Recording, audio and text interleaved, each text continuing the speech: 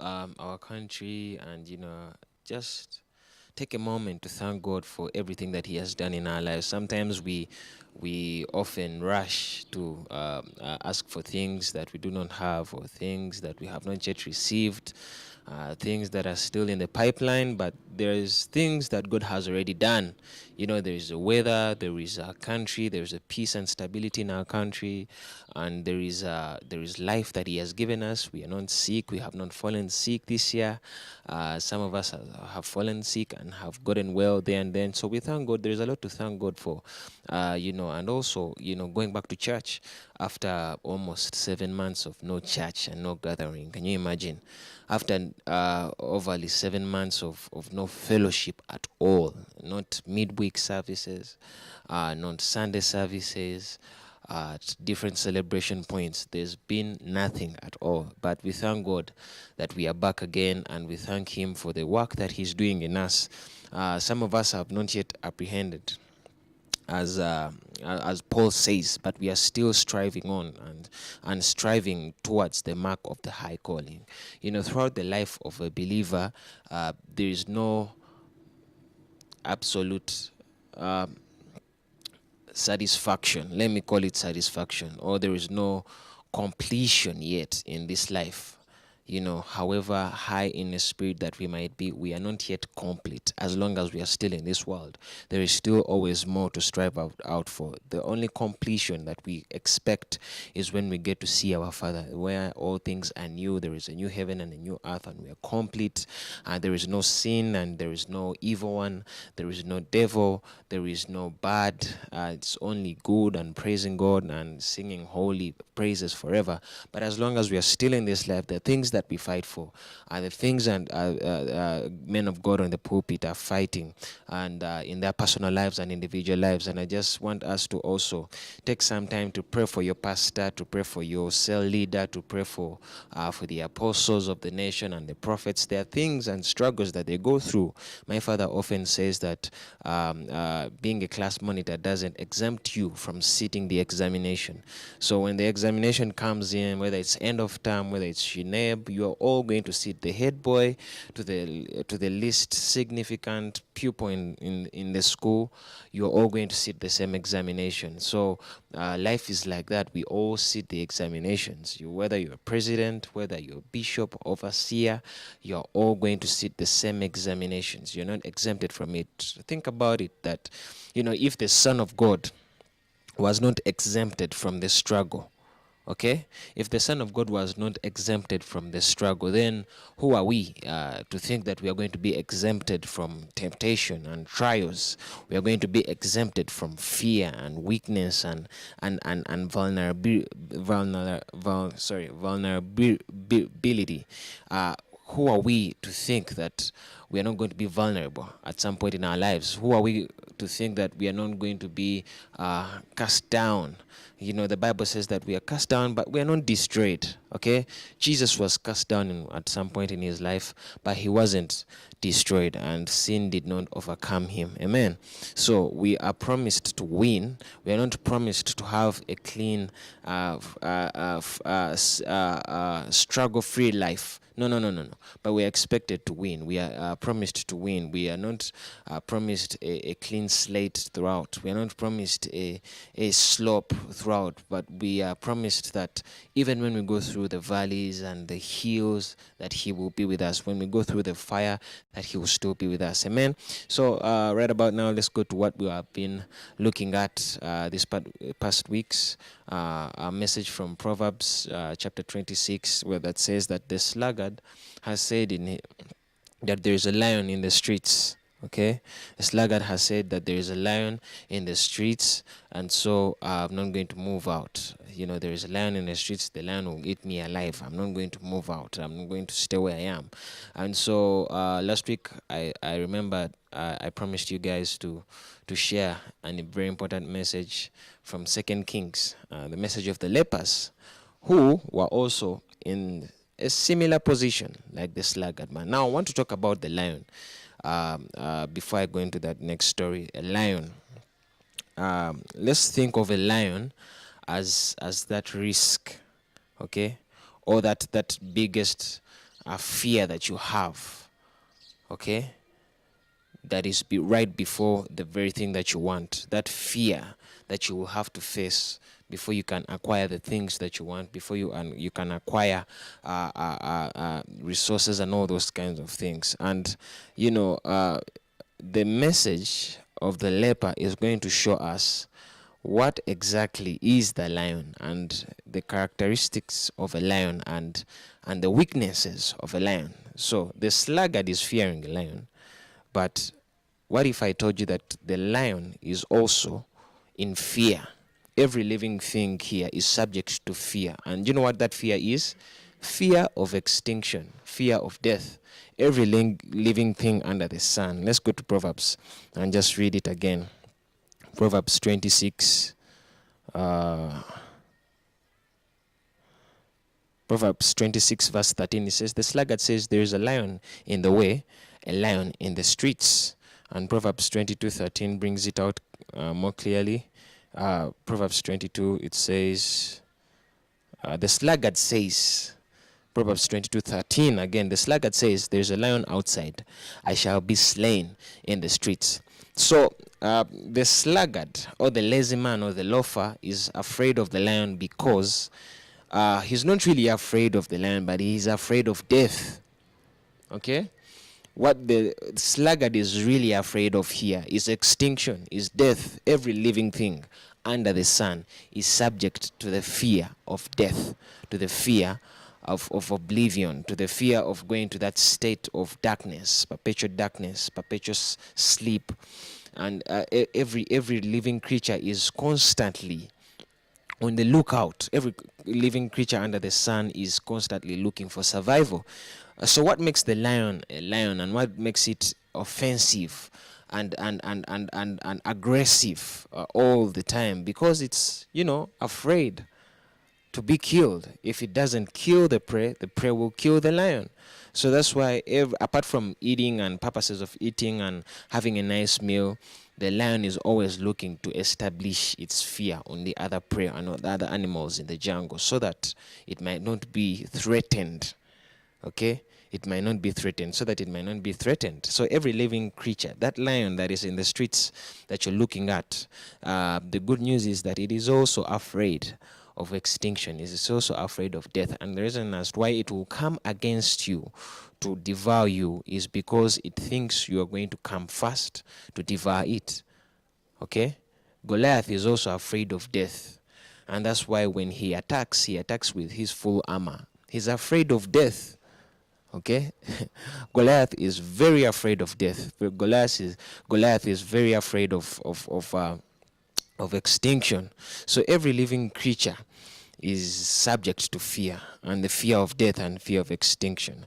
A lion is in its stature, in its powerful and mighty stature. The sluggard is looking at it and he's thinking, wow, this animal is huge, this animal is strong, and this animal possesses muscles in weird places. This animal poses as a big threat to his life. But this animal is also in fear deep down in its heart. And so a lion in its fierce stature and all those things, it's afraid of death, and that's why it preys on other animals, partly because of the need to survive and the fear of extinction. So the lion that is in the streets is also afraid. Okay? So some of the things that you fear, that you're really afraid of, they also fear. Okay? They also fear. They also don't really know whether you are strong enough to defeat them or they are strong enough to defeat you. And so that's why most of the things in our lives are always on the offense. Some people say that the best defense is offense. Always be on the offensive. That's the best tactic. That's the best defense you can have in your life, and you always be on the offensive. You're always on the offensive because you fear. That's why the devil doesn't wait for you to come to his territory. He doesn't wait for you to do something like that. He's always on the attack. He's always on the offense, trying to speak to you words of discouragement because he's in fear. Okay? The devil there's only one element in the whole universe that doesn't do such things, and that's God. That's only God, because God knows the end from the beginning. And in the end, he won. And he enthroned himself. And he wiped out earth. And he created a new earth and a new heaven. He has a clear vision for his end, because he determined the end. And so he doesn't need to always be on the offense. He doesn't need to always be on pressure. He doesn't need to always be like he's running out of time. No, no, no, no, no, no, no. Because he has predestined, he has planned everything. So we are going to look at the proverbs, at the story of the lepers in 2 Kings chapter 7, from verse 3. Thank you guys for watching, and those who are sharing, may God bless you and really bless you and multiply you guys who are watching from America or watching from Uganda. God bless you, and all those who send in your feedback. Thank you guys, it's really encouraging. So 2 Kings chapter 7 from verse 3, it says, "Now 4 men who were lepers were at the entrance of the city's gate. There was drought and scarcity of food in Israel, but where they in the camp of the Samaritans, in the camp of the Syrian army, there was food. Sorry, not the Samaritans, but the Syrian army. There was food, there was plenty of food, and there was provision of everything that they needed. So these lepers were at the city's gate, okay? Now 4 men, there were 4, were at the entrance of the city's gate. And they said to one another, why do we sit here until we die? Remember, the sluggard is in fear of the lion in the streets, and so that's why he says, let me remain in my house and cover myself up, because there is a lion in the streets. There is a beast in the streets. It will eat me alive. And so these guys are in a similar position, but we are going to see what they did. And so they say, if we say we will enter the city, then the famine is in the city, and we shall die there. The lion in this case, in this story, is the famine.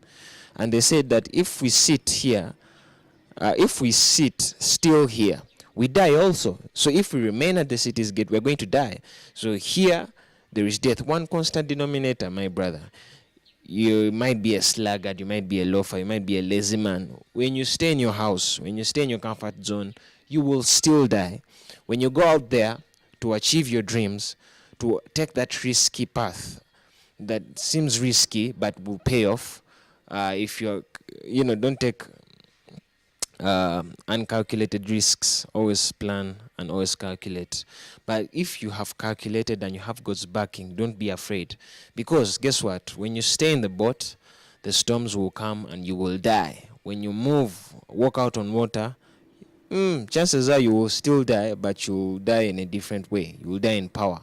So the constant denominator here is death. Death is everywhere. Whether you have stayed in the house from January to December, whether you're at your job for 5, 6, 7, 8 years, and at 10 years, 20 years, you will still die. So whether you decide to move out and venture into different waters, you will still die, but you will die differently. That's what these guys say. So they say, if we say we will enter the city, the famine is in the city, and we shall die there. And if we sit here, we die also. So now come, let us go over to the army of the Syrians. If they spare us alive, we shall live. And if they kill us, we shall but die. So they are like, you know what? It's better to die from over there than to die from here. It's better to die from a place of abundance than to die from a place of scarcity. So if it is death you're scared of, guess what? It's real, and it's near you, in your bed, in your house, with your bodyguards, without your bodyguards. Death will still creep into your life at some point in your lifetime. So it's going to be constant. So leave death alone. Don't let death determine your decisions, because it will still come. Whether you're good and you're righteous, your whole life you are going to die one day, and you are going to transition into another life. Whether you're a sinner, even Ecclesiastes says it. One thing I've seen constant throughout the whole life throughout the life of a man is that death is constant. Whether you're righteous, whether you're evil, whether you're rich, and whether you are poor, we are all going to be wiped out at some point in our lives. The candle is going to be blown out. Okay, but how do we die is the question. The question is not whether or not we die. You get? The question you should ask yourself is, how do I die? When and how do I die? Because you're going to die. Okay? So right now, death should not predict or determine the decisions you take. You should be fearless. When you fear death, it is surely going to come to you. When you don't fear it, it's surely going to come to you again. So let's not base all our decisions on death, because it is a common denominator. Some have gone before us, but we are also coming. We are also going to get there. We are also going to die. No one is going to live forever. As long as we are still mortal beings, we cannot live forever. And the only way we can enjoy, remember I told you that death is also a messenger of destiny. The only way we can enjoy our everlasting destiny and immortality of our being is through death. So death is a good thing. Death is our friend. Death is on our side. You get? It's an instrument. I pray that you guys quote me right. So these guys were like, okay, man, so we shall also die there. So they arose in the twilight and went to the Syrian camp. But when they came to the edge of the camp, no man was there. No man was there, for the Lord had made the Syrian army hear a noise of chariots and horses, the noise of a great army. They had said to one another, the king of Israel has hired the Hittite and the Egyptian kings to come upon us. So these guys were only 4 lepers. And when when they moved, every step that they made, the Lord used a principle of amplification. I like to call it the principle of amplification. Every step that they made, the other guys had chariots. These guys were just making simple steps. So the lion in the streets is looking at you and is saying something totally different because of your boldness. Your boldness speaks. These animals sometimes smell fear. Fear brings off a certain scent. Just as you can know someone who is timid and who is afraid, who is insecure, by just the sight of them, animals can also feel that, and they can easily tell that, why is this guy really confident? They can ask themselves that question. Why is he confident? Why is he coming to us like this? So there is a reason as to why I should be feared, because the lion knows that it is feared. So if it is faced with someone like Samson, if it's faced with someone like Samson, it can be defeated, because that's where the battle begins from. It begins from that step of boldness. Okay? It begins from that step of boldness. So if the sluggard stays in his house, the lion is not going anywhere. The lion belongs to the streets. It's still going to be in the streets. It's only, but how does he know? What makes him think that this lion is constantly going to be in a place of power and authority over him? The sluggard is also someone who doesn't really know themselves, someone who is insecure, someone who has low self-esteem. They don't believe in themselves, and so that's why they are constantly in a place of fear. They make decisions out of fear. Now, fear is very dangerous because fear is a lie. Most of the thoughts that the human mind harbors, that we find our minds harboring, in our daily lives, are thoughts of fear. And now when those thoughts override us, we become fearful human beings. And that's why we play on the defense. We are always defensive. We are not offensive. We are not out there. We are not attacking. And now the fearless are the people who are always on the offense, who don't fear to attack. Okay, the enemy is always on the offense because he's fearful of what you can do, and here you're afraid to attack back because you are fearful of what the enemy can do. Yet the enemy is scared of you. Okay, so the lion in this case is the Syrian army. They hear chariots and they hear horses and the noise of a great army. These guys they have no clue. What they have done is this, and this is your responsibility. You just choose to die differently. You wake up in the morning, I wake up in the morning and I look outside and I thank God for the sun, and I'm like, one day I'm going to leave all these things. I'm going to be no more. I'm going to be extinct. That's constant. Whether I pray 5 times a day, 100 times a day, 1,000 times a day, even when Jesus comes back, I'll have to transition from this body to another life. So I'm going to leave all these things here one day. But what I really think about is, how do I die?